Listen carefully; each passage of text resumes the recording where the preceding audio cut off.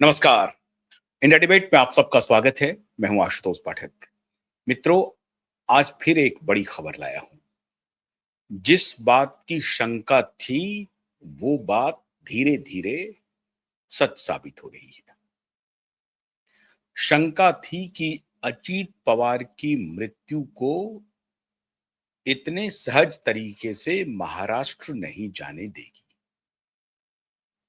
महाराष्ट्र में जो शंकाएं थी कि ये सवाल उठेंगे, इसे उठाया जाएगा, बड़ी मजबूती से उठाया जाएगा आने वाले दिनों में, वो सवाल उठ गए, उसे उठा दिया गया और बिल्कुल ब्रॉड डे लाइट में उठाया गया, सबके सामने उठाया गया और कहा जा रहा है कि airlines accident investigation bureau, aircraft accident investigation bureau AAIB, इसकी जांच हर एंगल से करे। क्या इसमें कोई कॉन्स्पिरेसी हुई है? और अगर कॉन्स्पिरेसी हुई है तो उसकी भी जांच की जाए।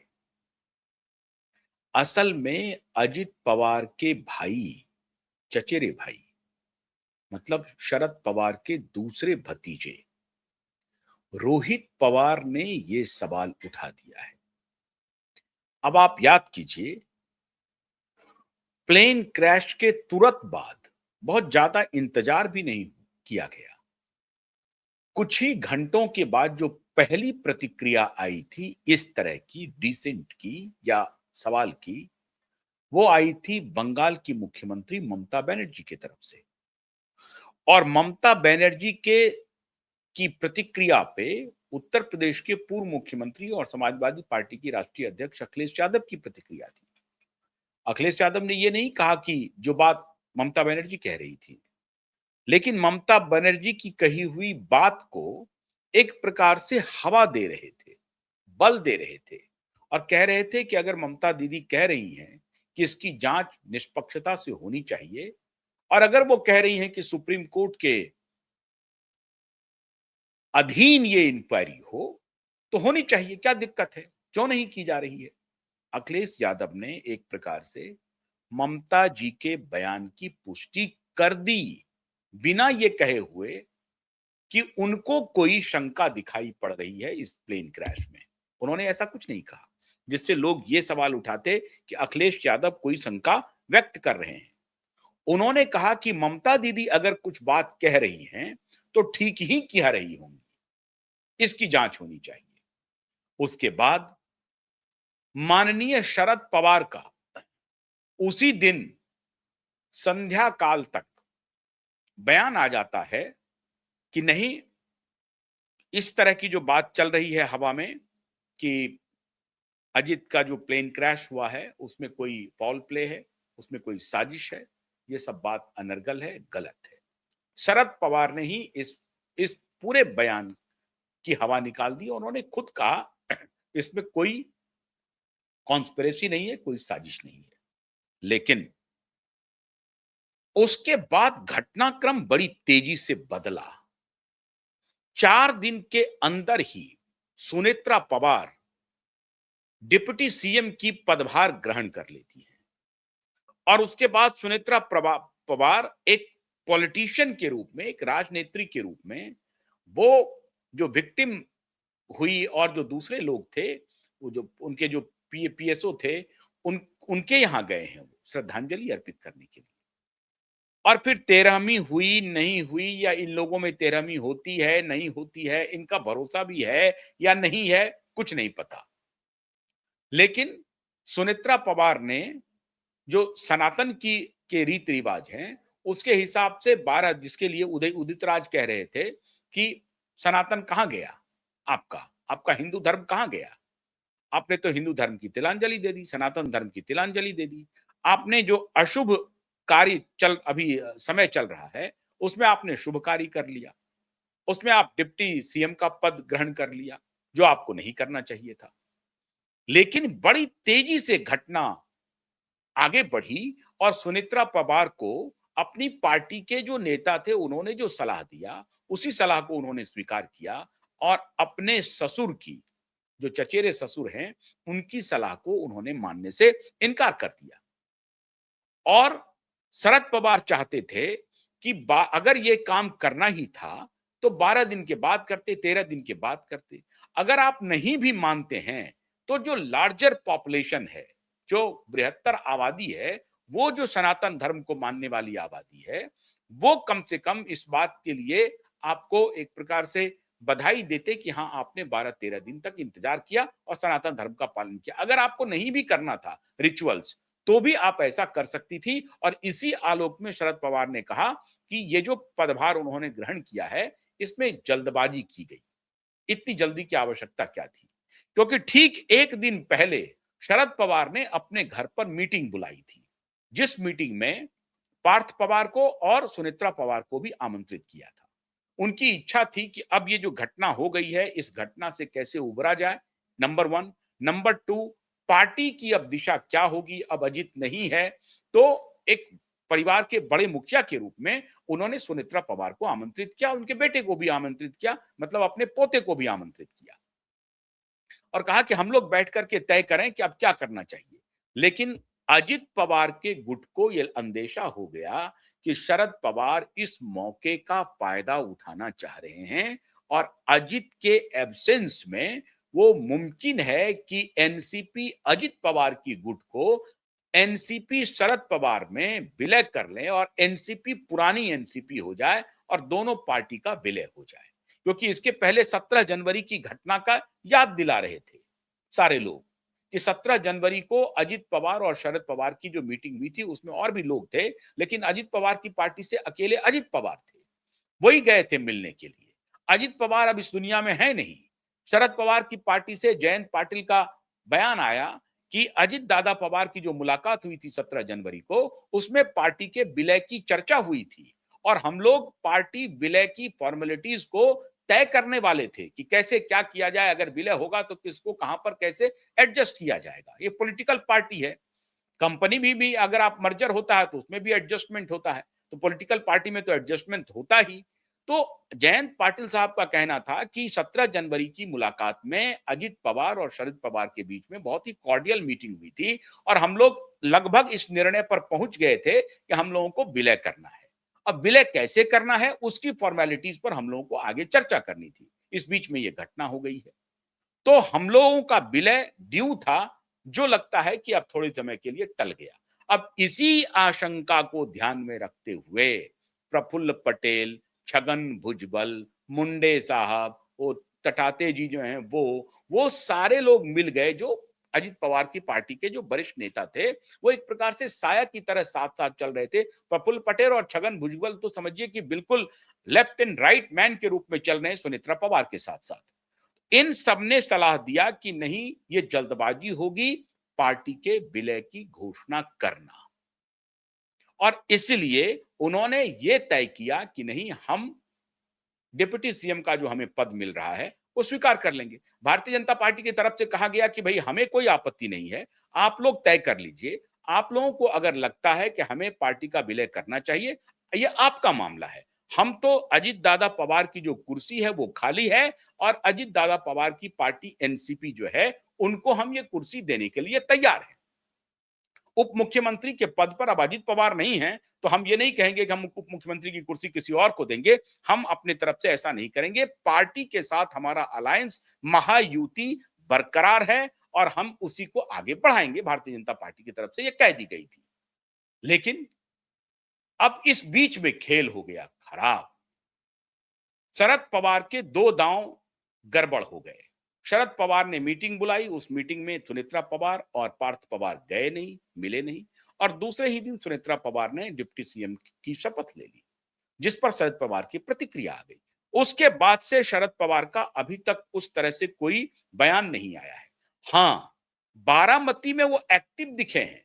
इस उम्र में भी वो लोगों से मिल रहे हैं, लोगों से मेल जोल के कार्यक्रम को उन्होंने बढ़ा दिया है और उनको लग रहा है कि अजीत के जाने के बाद जो एक वैक्यूम है उस वैक्यूम को शरद पवार की जो पुरानी एनसीपी है वो भर देगी।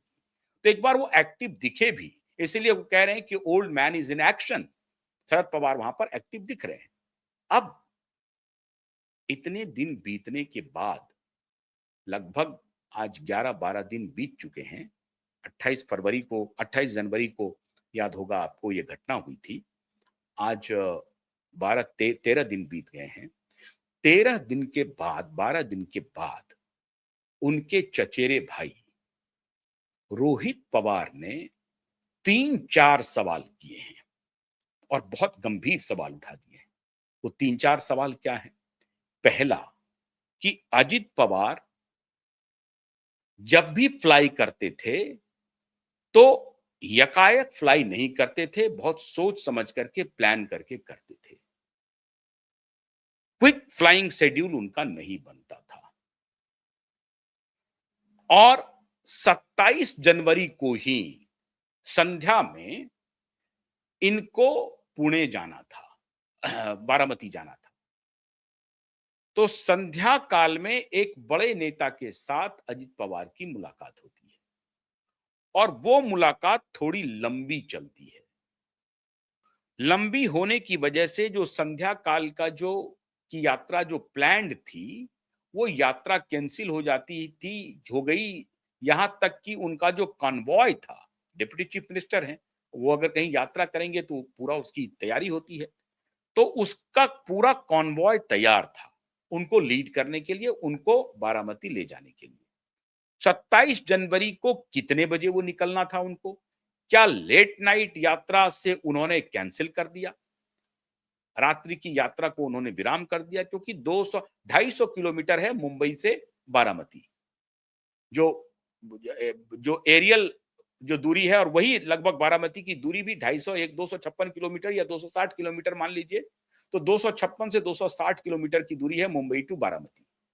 अब ऐसी परिस्थिति में रात्रि की यात्रा कितना भी होगा तो कम से कम 4 से 5 घंटे की यात्रा होगी। अब रात में अगर वो एकदम संध्या काल में निकल जाते हैं 6-7 बजे, तब तो वो 11-12 बजे रात तक पहुंच सकते हैं। और अगर वो लेट नाइट यात्रा शुरू करते हैं तो पूरी रात उनको यात्रा करनी पड़ेगी और फिर दूसरे दिन उनकी मीटिंग होगी। तो यह संभव नहीं था। तो जाहिर है, जैसे ही वो मीटिंग में देरी हुई तो शाम की यात्रा कैंसल हो गई और जाना था उनको बाय रोड ही। तो कन्वॉय भी रेडी था, तो यह यात्रा कैंसिल हो गई और यकायक फिर दूसरे दिन 8 बजे का फ्लाइंग शेड्यूल बन गया। अब यह सवाल हो रहा है कि जो नेता थे, उनके साथ जो मीटिंग खिंचा, जिसकी वजह से 27 तारीख के जाने की यात्रा तय थी, वो कैंसिल हो गई। क्या इस बीच में कोई खेल हुआ है? क्या जानबूझ करके उस यात्रा को कैंसिल करवाया गया है और दूसरे दिन फ्लाइंग शेड्यूल बनवाया गया है? एक सवाल। ये सवाल है जिसकी बात मैंने बहुत पहले कही थी कि महाराष्ट्र में यह चर्चा होगी ही होगी। इस मृत्यु को सहज मृत्यु या एक्सीडेंट के रूप में नहीं माना जाएगा। लोग सवाल उठाएंगे और वो उठना शुरू हो गया, वो उठाना शुरू कर दिए। अब एक तरफ सोचिए कि Sharad Pawar very same day deny करते हैं कि किसी भी फॉल प्ले को, लेकिन 11-12 दिन के बाद उनके भतीजे, दूसरे भतीजे जो उनके चचेरे भाई हैं, वो सवाल उठा रहे हैं कि दादा जो हैं 27 तारीख को ही जाने वाले थे, नहीं गए। इसमें कुछ खेल है क्या, झोल है क्या? इसकी तहकीकात होनी चाहिए। दूसरी, जो आग लगी है एयरक्राफ्ट में, वो टैंक पूरी तरह से फुल था, ऐसा माना जा रहा है। और अगर एक्सेसिव फुल था टैंक तो वो भी डेंजरस है। एक्सेसिव टैंक फुल क्यों था?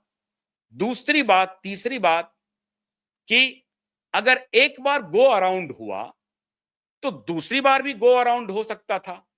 दूसरी बार उतारने की मजबूरी या उतारने का दबाव कहां से आया? क्यों उतारने पर तुल गए? जब उनको विजिबिलिटी एक बार वो वहां वहां जो लोकल एटीसी मत कहिए, लोकल जो कर्मचारी है उन्होंने कहा कि भाई आपको रनवे दिखाई पड़ रहा है। जो कपूर साहब हैं, जो पायलट हैं, सीनियर पायलट, उसने कहा कि हाँ मुझे अब रनवे दिखाई पड़ रहा है। मतलब 3000 मीटर का एक प्रकार से उन्होंने विजिबिलिटी एज्यूम किया। तो उनको रनवे दिखाई पड़ रहा है, ये कम्युनिकेशन आता है। फिर जो रिप्लाई करता है कर्मचारी का, जो दूसरा रिप्लाई आता है, उस पर रिप्लाई नहीं आता है।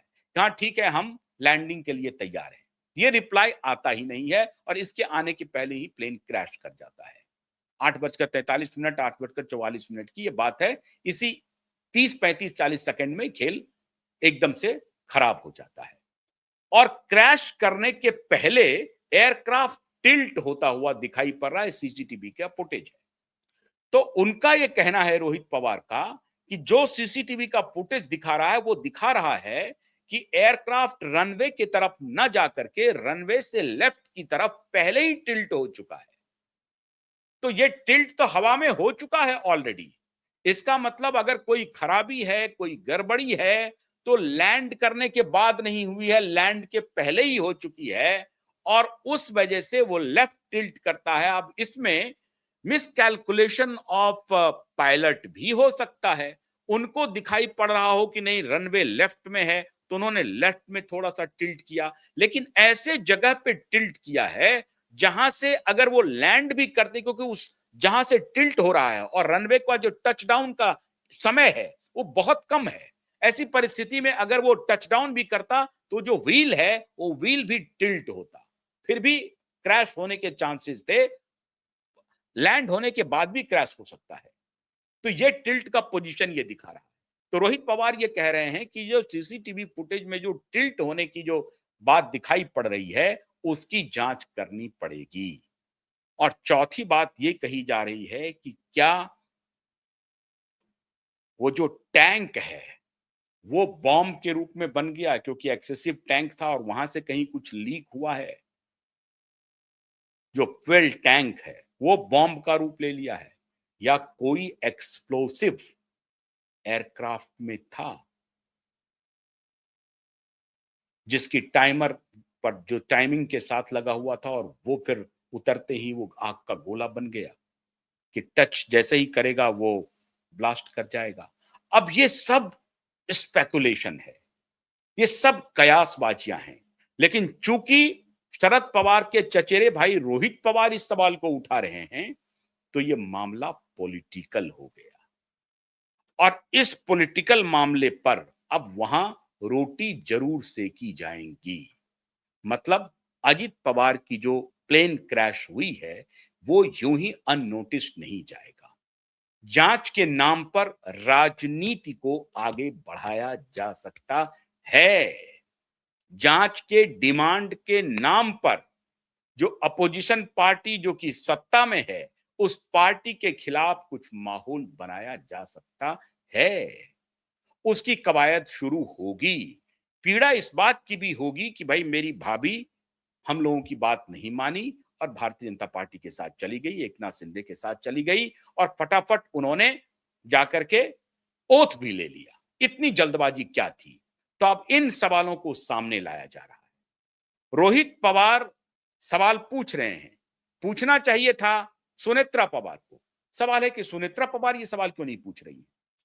सुनेत्रा पवार ना पूछे कोई बात नहीं है, पार्थ पवार पूछ सकते थे, पार्थ पवार भी नहीं पूछ रहे हैं। चलिए पार्थ पवार नहीं पूछ रहे हैं, एनसीपी अजित पवार के जो नेता है छगन भुजबल जो इतने बोलने वाले हैं वो नहीं पूछ रहे हैं, प्रफुल्ल पटेल नहीं पूछ रहे हैं और जो सीनियर नेता हैं एनसीपी अजित पवार के वो ये सवाल नहीं उठा रहे हैं। तब ये भनक लग रही है कि ये और कुछ नहीं है, ये राजनीति है। क्योंकि अगर शंका होगी तो शंका तो पार्थ पवार को रेज करनी चाहिए, सुनेत्रा पवार को उठानी चाहिए। रोहित पवार क्यों उठा रहे हैं? रोहित पवार क्या सहानुभूति लेना चाहते हैं? अजित पवार की सहानुभूति, या समाज में जो शंकाएं होती हैं, जो कॉन्स्पिरेसीज होती हैं, थ्योरी होती हैं जिस पर लोग चर्चा करते हैं, जिसको गॉसिप कहते हैं, इस गॉसिप का जो एंगर है क्या रोहित पवार अपने तरफ लेना चाहते हैं? शरद पवार नहीं बोल रहे हैं कुछ। शरद पवार ने तो उस दिन डिनाई कर दिया, 28 जनवरी को ही डिनाई कर दिया किसी भी फॉल प्ले से, लेकिन रोहित पवार उठा रहे हैं। सुप्रिया सुले भी नहीं उठा रही हैं, सुप्रिया सुले ने भी कोई सवाल नहीं किया है, लेकिन रोहित पवार ने किया है। अब ये रोहित पवार ने अगर किया है तो क्या शरद पवार और सुप्रिया सुले की सहमति से क्या है? क्योंकि ये सवाल ऐसे नहीं कि आते चलते उन्होंने कोई बाइट दे दिया, वो बाजाप्ता प्रेस कॉन्फ्रेंस किए हैं। उस प्रेस कॉन्फ्रेंस में उन्होंने इस सवाल को फ्लैग किया है, इस सवाल को उठाया है। तो ये सवाल यूं ही अननोटिस्ड नहीं जाएगा। रोहित पवार अगर ये सवाल कर रहे हैं तो इस सवाल पर सभी नेताओं की गिद्ध दृष्टि रहेगी कि इस सवाल में कुछ राजनीति है, उस राजनीति का नफा नुकसान क्या है, ये सारी पार्टी के नेता इस पर तवज्जो देंगे। तो सवाल जो मैंने आपको उस दिन बहुत पहले जब क्रैश हुआ था, उस वक्त मैंने आपको बताया था कि अजीत पवार का प्लेन क्रैश जो है वो ऐसे ही अननोटिस्ड नहीं जाएगा। हालांकि अभी तक जो बात है, ब्लैक बॉक्स मिलने के बाद भी रिपोर्ट अभी तक आई नहीं है, इंटरनल रिपोर्ट भी नहीं आई है। इंटरनल रिपोर्ट की भी प्रतीक्षा है। तो ये बात सही है रोहित पवार का कि जांच थॉरो होना चाहिए और रिपोर्ट जल्द से जल्द पब्लिक डोमेन में आनी चाहिए। तो देखते हैं रोहित पवार के सवाल क्या वाकई में गंभीर सवाल हैं जिसको aircraft accident investigative bureau AAIB seriously लेती है। ये देखने वाली बात होगी। बहुत बहुत शुक्रिया। नमस्कार।